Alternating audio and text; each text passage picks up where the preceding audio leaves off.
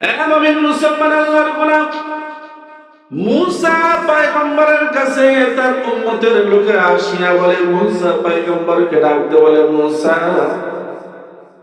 অনেক দিন হয়ে গেল, বৃষ্টি হয় না, বৃষ্টির দরকার, পানি দরকার, বৃষ্টি হয় না, একটু আল্লাহর কাছে দোয়া করেন যাতে আল্লাহ বৃষ্টি দেয়। মুসা পয়গম্বর যাকে কালিমুল্লাহ বলা হতো, মুসা আলাইহিস সালাতু ওয়াস সালাম আল্লাহর কাছে ইস্তিসকার নামাজ পড়ে দোয়া করতেছেন, দয়ার মালিক বৃষ্টির দরকার, বৃষ্টি দেন আল্লাহ, বৃষ্টি দেন। আবার আল্লাহ মুসা আলাইহিস সালাতু ওয়াস সালামকে জানাইয়া দেয়, মুসা তোমার এই মজবার ভিতরে একজন গুনাহগার বান্দা আছে, ওই গুনাহগার বান্দার কারণে আমি বৃষ্টি দেই না, তুমি যদি তোমার ওই মজবার থেকে ওই গুনাহগার বান্দাকে উঠায় দাও তাহলে আমি বৃষ্টি নাযিল করব।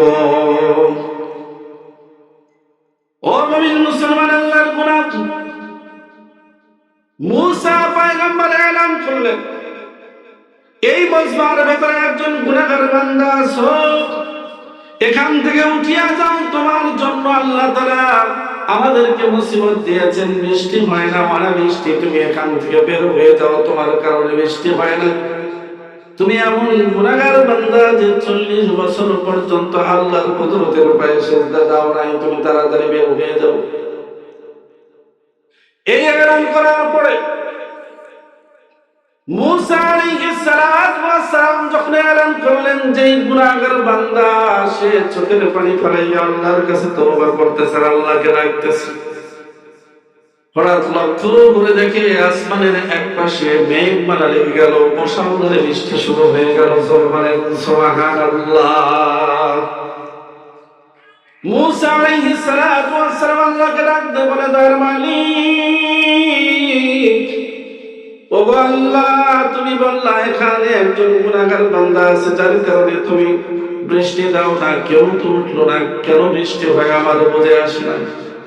আল্লাহ ডাকতে বলেন, মুসা তুমি জানো এই মজবার ভিতরে একজন গুনাহগার বান্দা আছে, ওই গুনাহগার বান্দার কারণে আমি বৃষ্টি দেইনি, এখন বৃষ্টি দিতেছি ওই গুনাহগার বান্দার কারণে বৃষ্টি দেই। সুবহানাল্লাহ।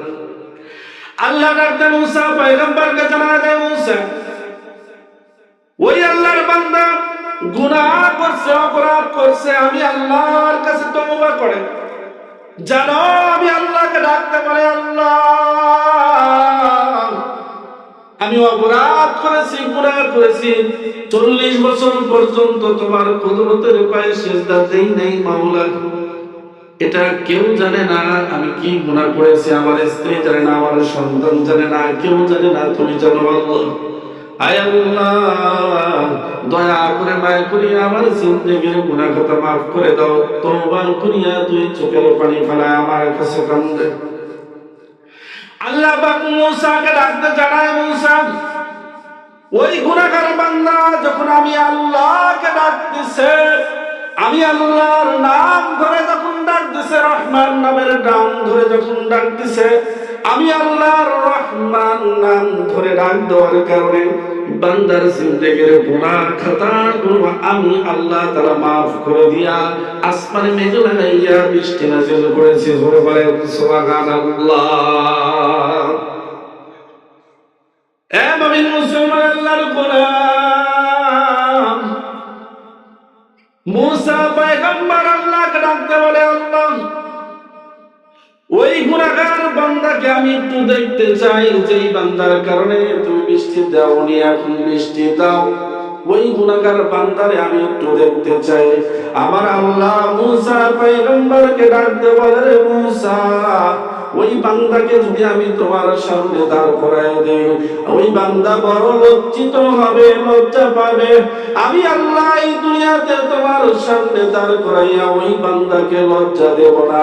শুধু তাই না মুসা, শুনে হাসরের ময়দানে কোটি কোটি মানুষের সামনে ওই বান্দাকে দাঁড় করাইয়া আমি লজ্জা দেব না, বরং সমস্ত গুনাহ খাতাগুলো আড়াল করিয়া বিনা হিসাবে আমি আল্লাহ তাআলা জান্নাত দান করব। জোরে বলেন সুবহানাল্লাহ, আর আওয়াজ করে বলেন সুবহানাল্লাহ। এ মুমিন মুসলমান আল্লাহর গোলাম, তো আল্লাহ বান্দাকে দয়া করে, মায়া করে, মহব্বত করে তারপরে মুসিবত দেয় কেন? গুনাহের কারণে। এক নাম্বার কি?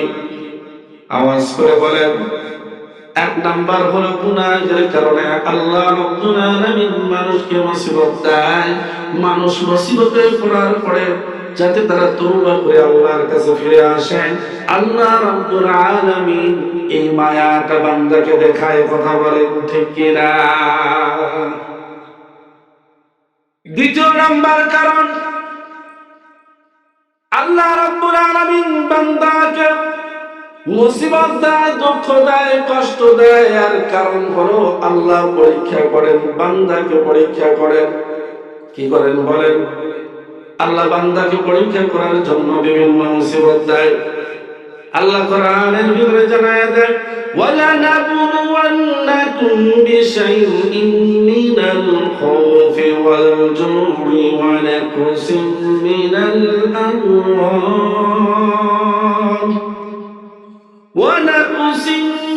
الْأَمْوَالِ وَالْأَنفُسِ وَالثَّمَرَاتِ وَبَشِّرِ الصَّابِرِينَ।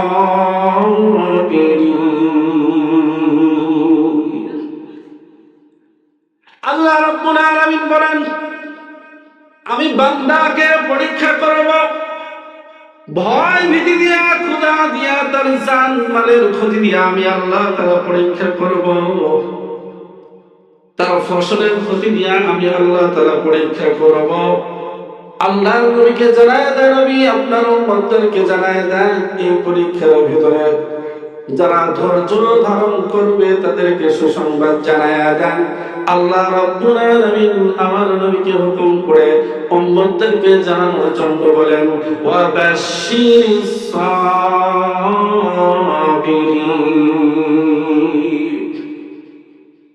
তো আল্লাহ রাব্বুল আলামিন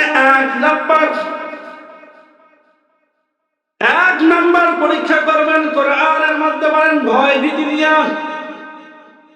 ভয় ভীতি কি এটা বোঝানোর জন্য আপনাদেরকে বলি, যারা হক কথা বলবে, কোরআনের পক্ষে কথা বলবে, যারা ইনসাফের কথা বলবে, ইসলামের পক্ষে কথা বলবে, ইসলামের পক্ষে কথা বলার কারণে, ইনসাফের পক্ষে, কোরআনের পক্ষে কথা বলার কারণে কিন্তু সে মানুষের কাছে বড় দুশমন হয়ে যায়। কথা বলেন ঠিক কিনা?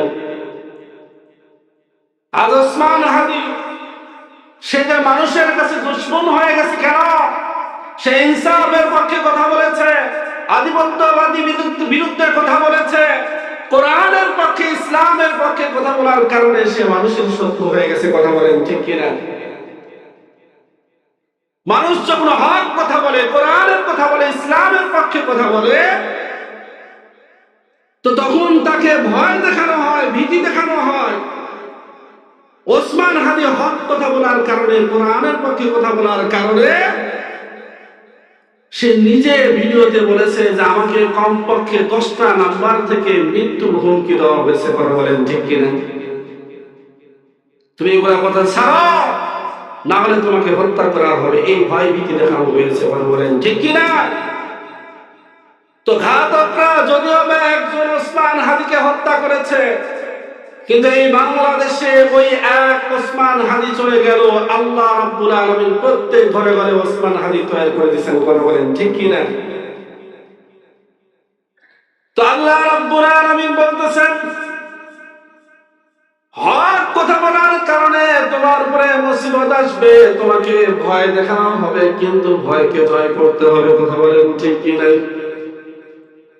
ও মুমিন মুসলমান আল্লাহর গোলাম, যে ইসলামের পক্ষে কথা বলবে, কোরআনের পক্ষে কথা বলবে, ইসলামের পক্ষে কথা বলার কারণে সে মানুষের কাছে শত্রু হয়ে যাবে, তাকে ভয় দেখানো হবে, লোভ দেখানো হবে, নারীর লোভ, পয়সার লোভ। আল্লাহ বলেন, এই ভয়কে যে জয় করতে পারবে, ধৈর্যের পরিচয় দিতে পারবে, সে সফল হতে পারবে। কথা বলেন ঠিক কিনা?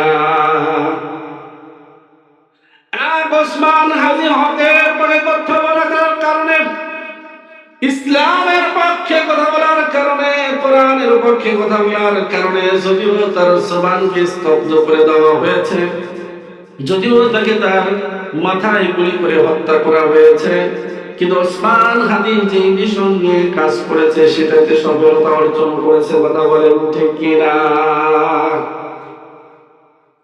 এই জন্য কোরআনের পক্ষে থাকিয়া, ইসলামের পক্ষে থাকিয়া যে ব্যক্তি ভয় ভীতিকে উপেক্ষা করবে, আল্লাহ রাব্বুল আলামিন নবীর মাধ্যমে জানায় দেওয়া বাশশিরিস সাবিরিন।